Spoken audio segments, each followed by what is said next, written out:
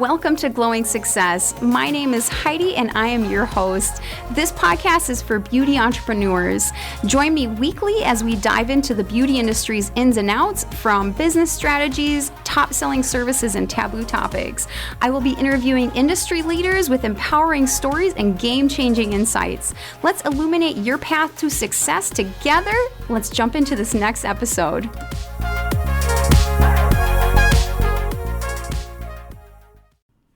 Welcome back to Glowing Success. Today's episode is all about starting your own spa on a budget. So I'm going to give you 6 ways to start your spa on a very tight budget, things that I've either done myself or I have seen work very successfully in the beauty industry. So if you're thinking about starting, but you're like, I don't have a lot of savings, this will be for you. Okay, so let's jump right into number 1. So of course, this is probably the one that most people have told you about, but I would highly suggest working full-time while you save money on the side. You could also work full-time and start your business part-time or whenever you can, like evenings and weekends, whenever you can squeeze it in. This is how I started my business. I worked full-time and then I did my business whenever I could, essentially. And then obviously through that process, making sure that you're cutting down on your own bills, your own expenses in your life, right? Because many people already work full-time and they're like, well, I don't have extra money after that. Well, this is when you need to tighten up on things that you're like, okay, do I really need this, or can I get a cheaper version of that, or can we save money this way? If you really want to start your business, you're going to have to take some, initiation when it comes to saving and maybe making decisions that are a little uncomfortable for a while, but I promise you it's totally worth it. Number 2, I highly suggest looking into sharing a space with another service provider or inside of a salon or spa. Generally speaking, this will be much more cost effective than you just having your own space entirely. So instead of renting one salon suite by yourself, or instead of renting, a full storefront by yourself, sharing a space with another person obviously lowers the cost of rent. It lowers the cost of that highest cost that many people have. So definitely look into splitting rent with another beauty pro or wellness provider. Even looking into a salon, a well-established salon. Sometimes they'll rent out their rooms for a little bit more affordable pricing than a salon suite would be. You just have to look around. So start asking around. This is where it would be good to go into like private Facebook groups for your area, or start asking around your friends that are in the industry.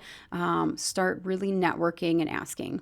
Okay, so let's move on to number 3. I always tell people this anyway, but starting off offering a slim service menu in retail. And actually, this is something I suggest people do anyway, because people want to book an expert, right? So I always tell people, focus in on your passion, focus in on what you think you're good at, what you are good at, focus in on just a couple services and maybe a smaller retail.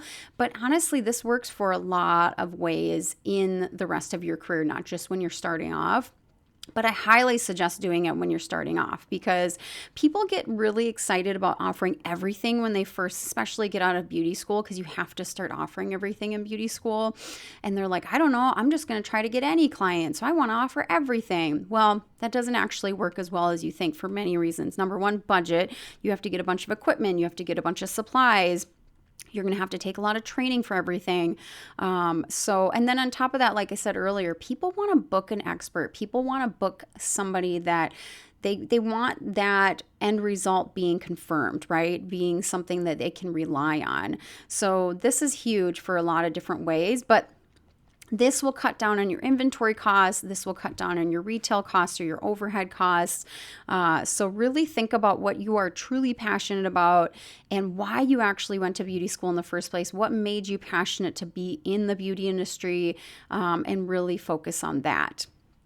All right, so number 4, get community involved. So this could be like, you can start a GoFundMe page and share it with friends and family. There's local support groups. Sometimes there's even local grants that are offered for new business owners. So really look into your area, city, state, county, Whatever you can do, this is a really good idea. And I know a lot of people have done this. They have won grants that are only offered in their area. So I will say, like, this is something to research a little bit. You might have to poke around online. You might have to go to a couple different websites. You might have to ask around, but highly worth it. Like, it's definitely something that nowadays people are looking for. And, there's ways to get community involved. So a lot of times with GoFundMe or fundraising efforts like that, you can offer people a discount rate. You can offer people, maybe a product package or service package for them to contribute. So really be specific on what people are going to get if they contribute. But this is your opportunity to start building community around you. You can share your story of why you want to start your spa or salon. And people love that, because I will say people do love supporting small businesses, okay? You can also do this at an event. So maybe if you know a local business, already, or if you have a place that you like to go already, maybe ask them if you can share about your story. You could share about your launch page. You can share about your GoFundMe, whatever you decide to do. So getting community involved. Number 5, so buying secondhand or low-cost equipment. So, this is another good way to cut down those costs, is looking for equipment or supplies that's on like Facebook Marketplace or in your Facebook groups. I know here in the Twin Cities, we have a whole page, or a Facebook group, I should say, that's just dedicated to people in Minnesota and I think Western Wisconsin, because we're very close in the Twin Cities to like Hudson and things like that. So, but I will say, like, in these local groups, all people do is sell equipment, used things. So look on Facebook groups, see if you have a local group to your area that's very specific towards like just salon and spa equipment. This is a great way to save money right out the gate.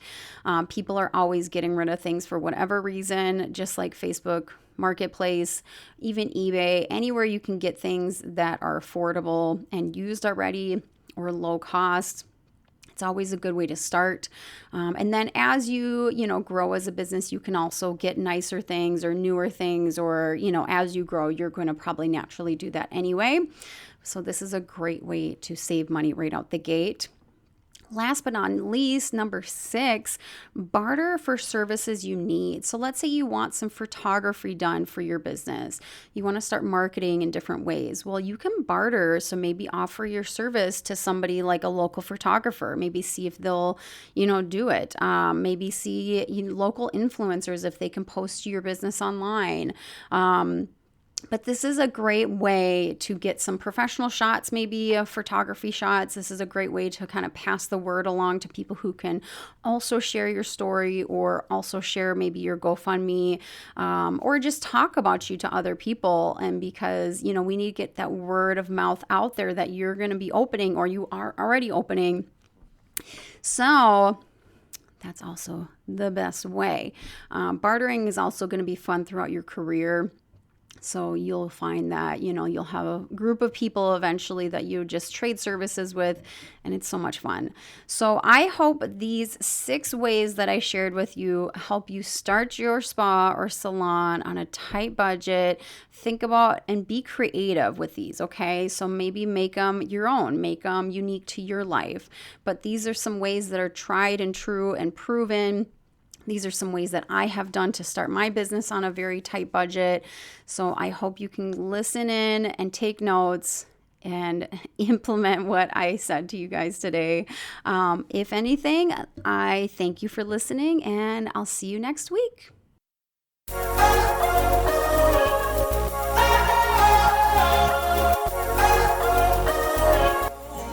I hope you liked that episode and found something useful or tip that you can use immediately. And my episodes come out weekly, so I'll see you in the next episode.